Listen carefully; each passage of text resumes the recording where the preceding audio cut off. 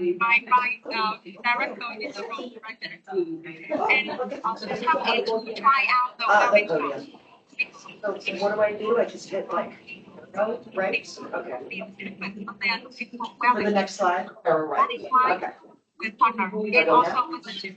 We are the only hospital in Danang, in Vietnam, actually has the virtual reality rehabilitation center. Dear ladies and gentlemen, we are thrilled to announce that Tracie May-Wagner, We have speaker at the HorecfexVietnam seamlessly conduct herself in the whirlwind of public relations and marketing executive, event producer, and magazine editor, dedicated to the food and beverage, hospitality, travel, fashion, and the beauty industry, having published thorough and read reviews in the magazine.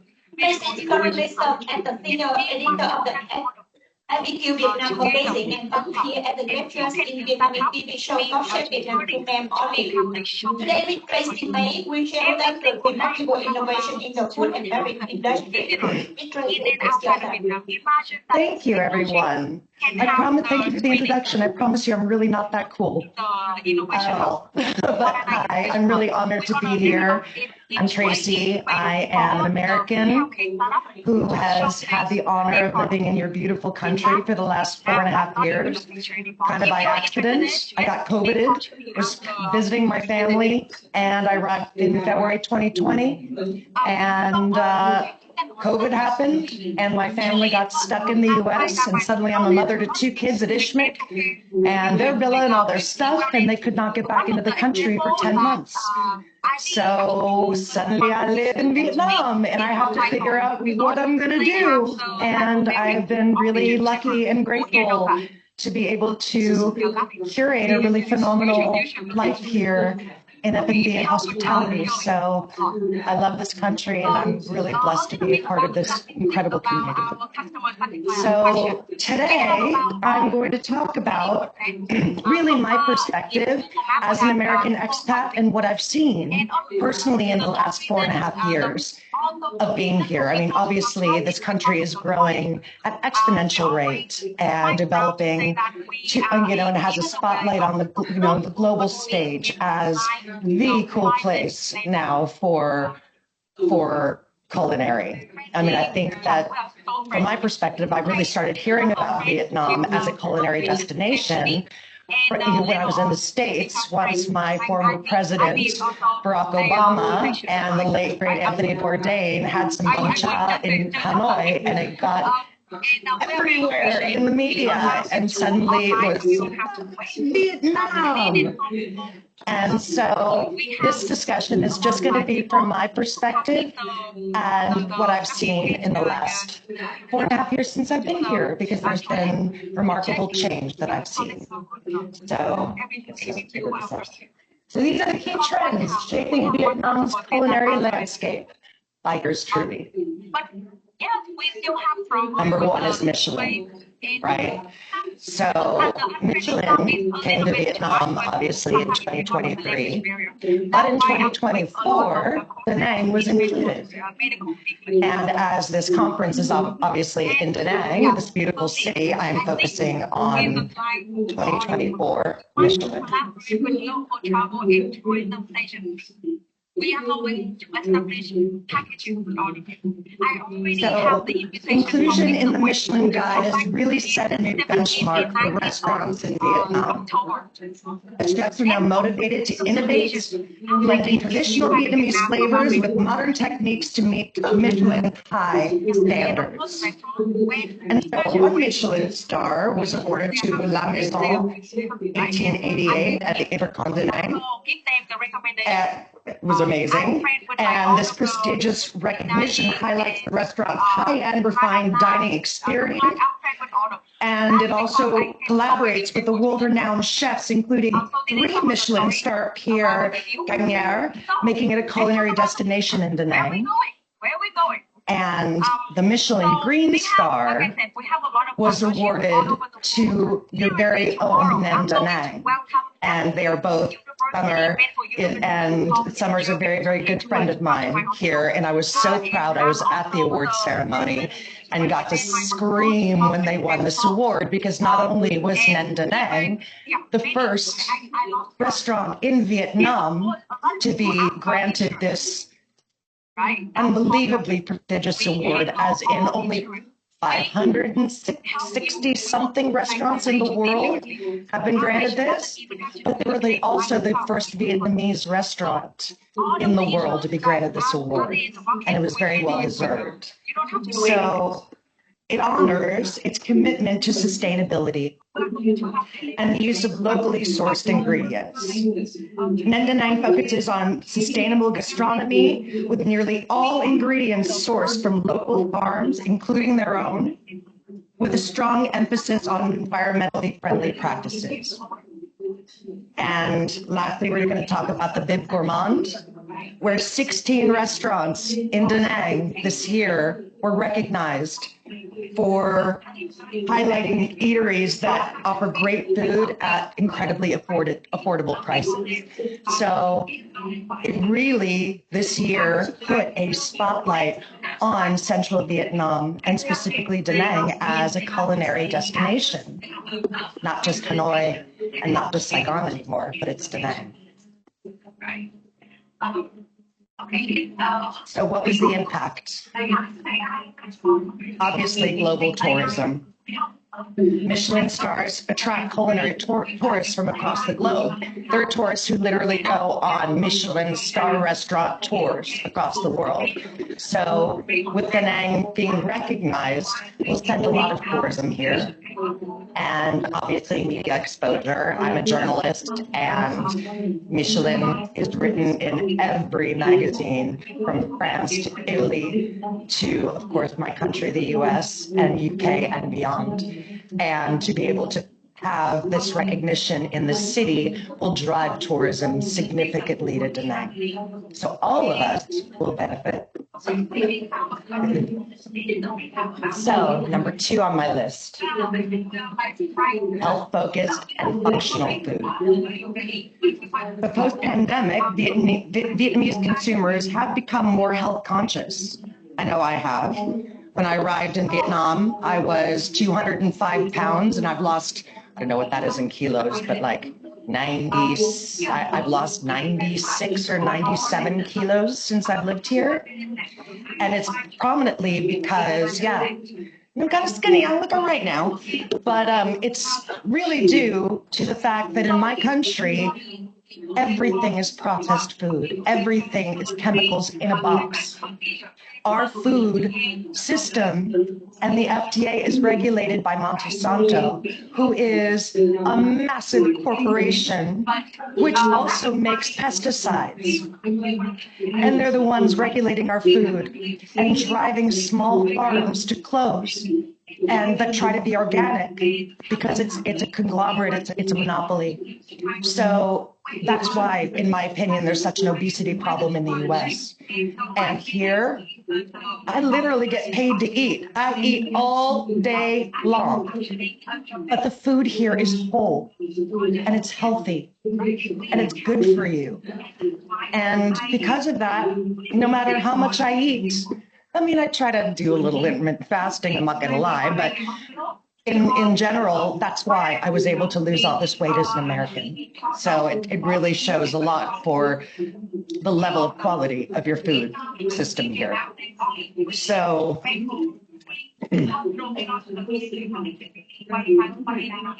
immunity and gut health. So Venemilk, has probiotic enriched yogurt, and drinks with vitamin C and D have really had a surge in popularity due to the health boosting properties. I buy Fit milk in the box, and it's 50%, and they infuse vitamins, and so I get it every morning in my coffee.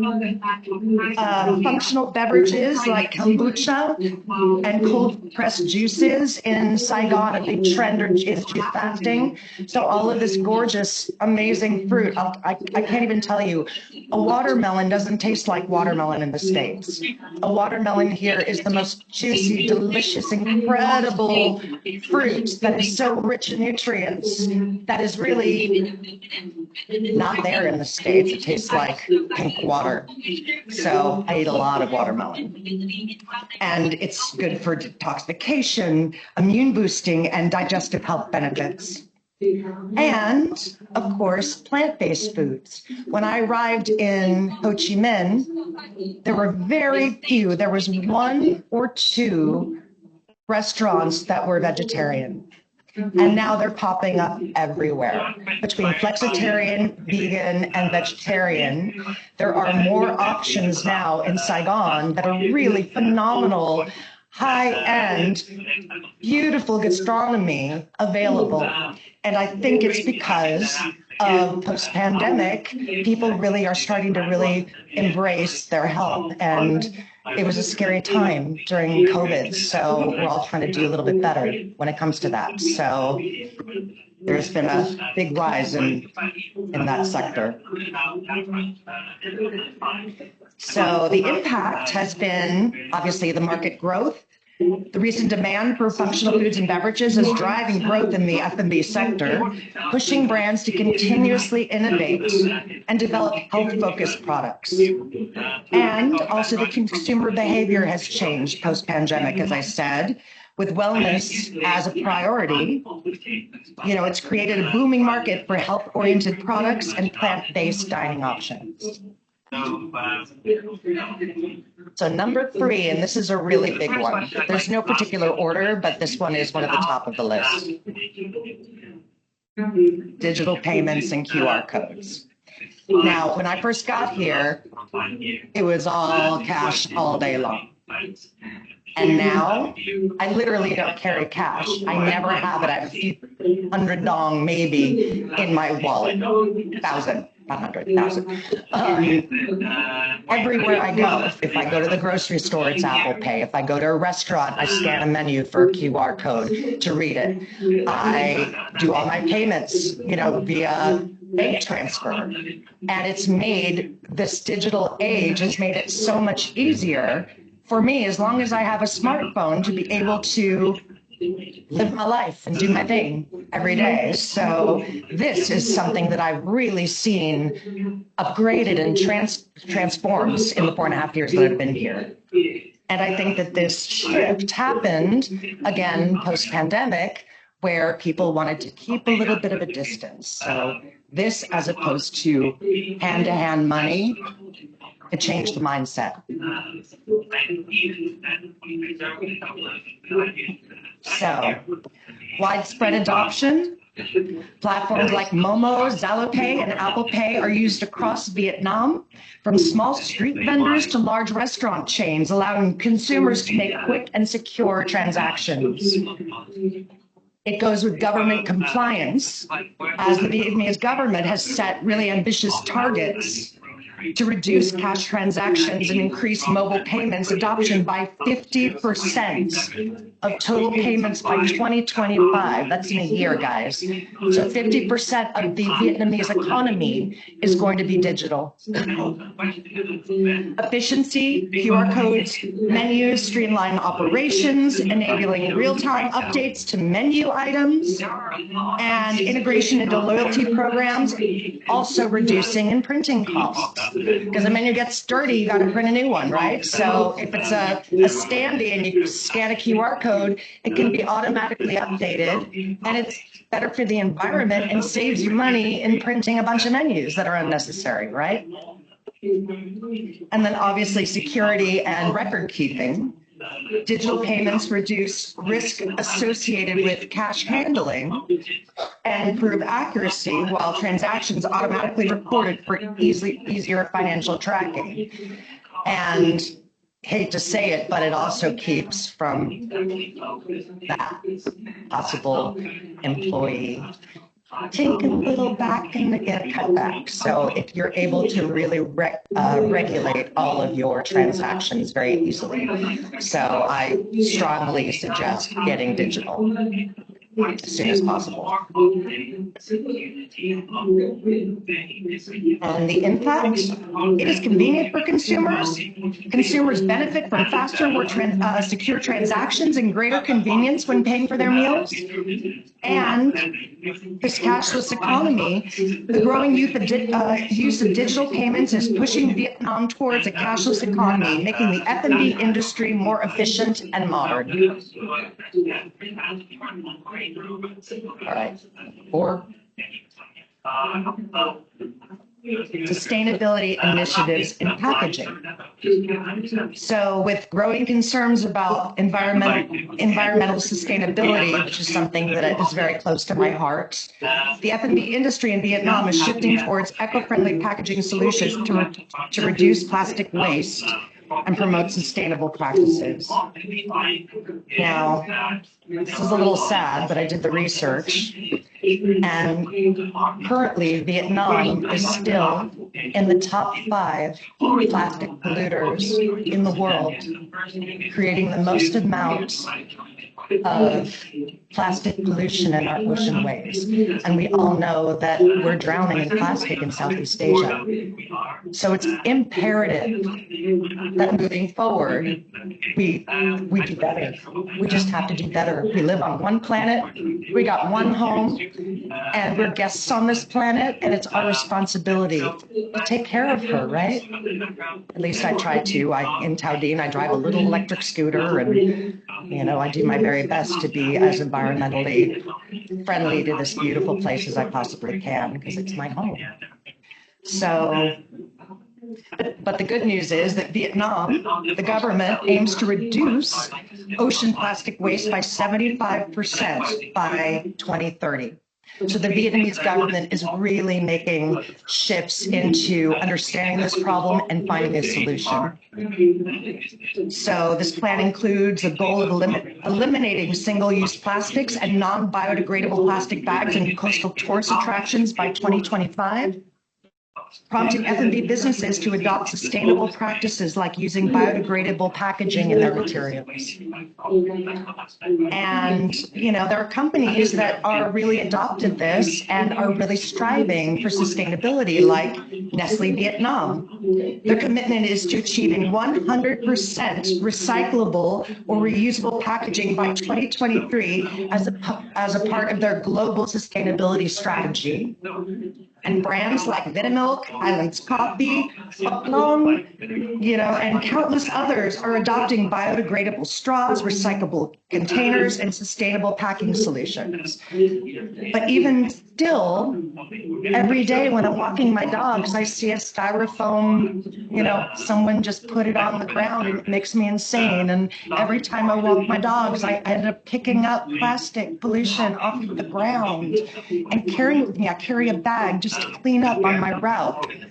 So, the government can adopt everything, but it's our responsibility as business owners to spread the word and adopt these solutions, which are so easy to adopt. And we tell 2 friends, and so on, will create a future that's cleaner for our kids. And I think that that's our responsibility, really. So,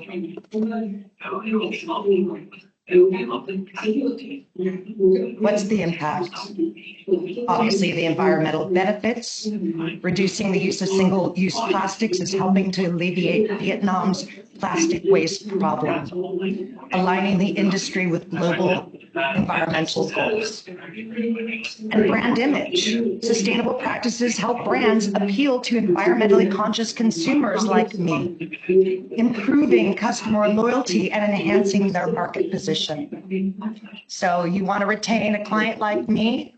Go green, guys. That's all I'm saying.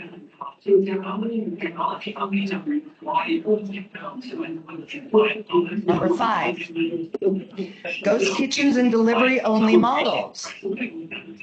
Ghost kitchens, also called cloud kitchens, have become a popular business model in Vietnam's F&B industry since I've been here.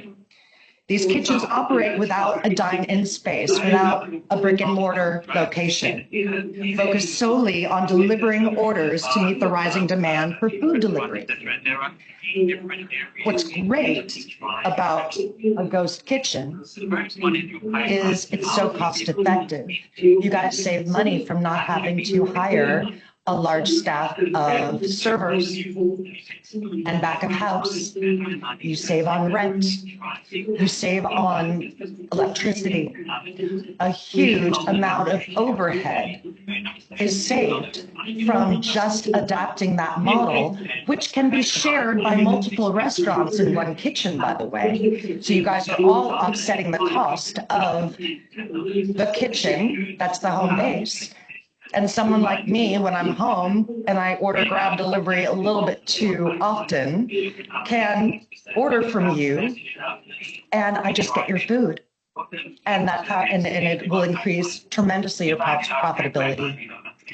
So, the growth of delivery platforms like GrabFood and Shopee have fueled the success of this business model, making food delivery much more accessible and convenient for consumers.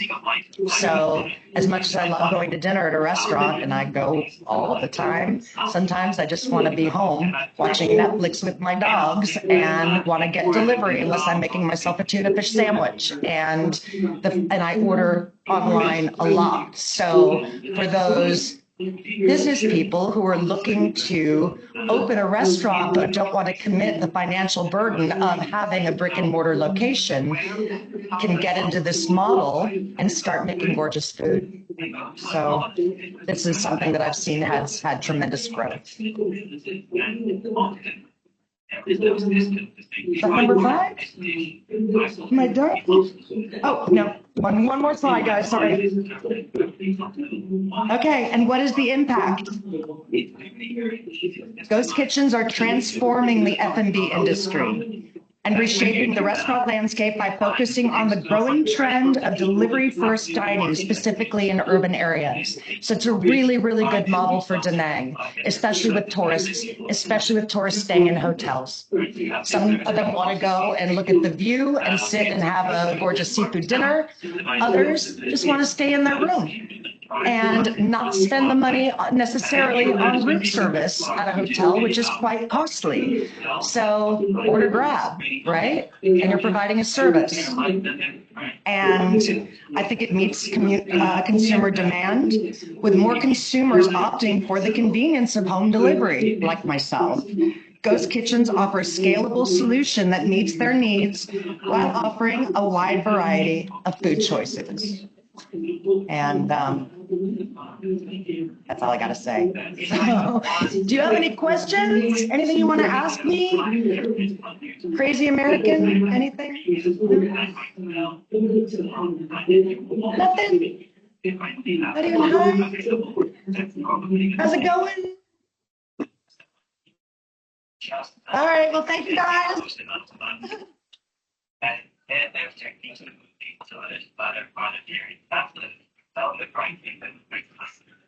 Thank you very much, Ms. Tracie May, for your presentation, which truly opened my eyes. Dear ladies and gentlemen, in a few minutes, we will continue with the next presentation from Mr. Nguyen, the chairman of the Restaurant Association Vietnam, about making Vietnam gastronomic gold standard. So for any question regarding Ms. Tracie's topics, could you please contact her on the stage? Thank you very much.